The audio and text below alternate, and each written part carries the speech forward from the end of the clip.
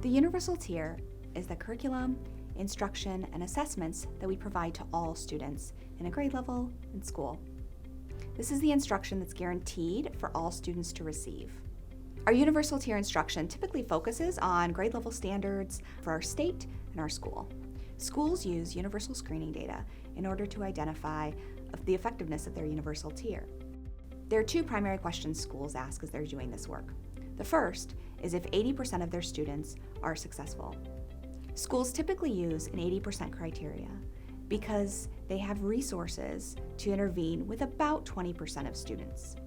If they have more than 20% of students who need additional intervention in order to be successful, our resources may be strained, and we may not be able to provide intervention to all of those students. The second question schools use as they identify the effectiveness of their universal tier is looking at the growth of their students. We want to ensure that students who begin the year on track grow enough throughout the year to stay on track at the end of the year. When we look specifically at the progress of students who start the year on track, we're isolating the universal tier instruction because those students have likely only received universal tier instruction throughout the year, and these are students who haven't received intervention, so you're really able to evaluate the effectiveness of that universal tier instruction. We recommend using a criteria of 95% for those students, and so 95% of students who begin the year on track grow enough to stay on track at the end of the year. This second indicator is one that you may want to focus on at the beginning. If we ask teachers what percentage of their students who start the year on track should grow enough to end the year on track, I have always received the answer of 100% of students. And so when we focus on that indicator of effectiveness of universal tier, it's a good way to build consensus around this work.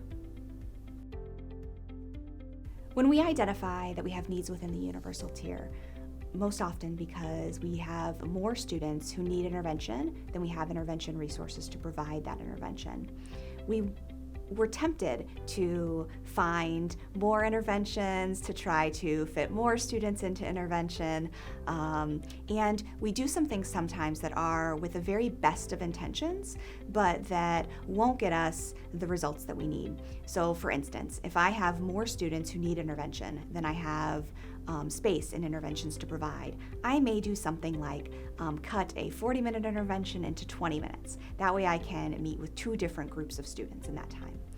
While it does allow me to meet with more students, what that does is decrease the instructional time by such a rate that we tend to not see as much student growth. And so students may not be getting as many lessons during the week, they're not getting as much instruction and practice in the interventions as they need in order to close the learning gap. And so it helps us to focus on the universal tier in those cases where we have more students who need intervention than intervention resources to provide, because we can isolate and start working on the universal tier so that we have fewer students who need those interventions. We're always focused on improving the universal tier.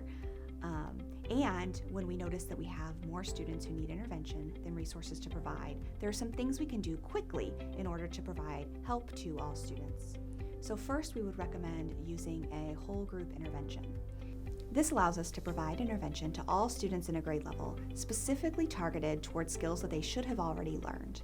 When we do this, we provide students with small learning gaps, extra practice and learning in order to prevent large learning gaps and catch them up if they were just a little bit behind. That also saves valuable intervention resources for those students who have more significant learning gaps.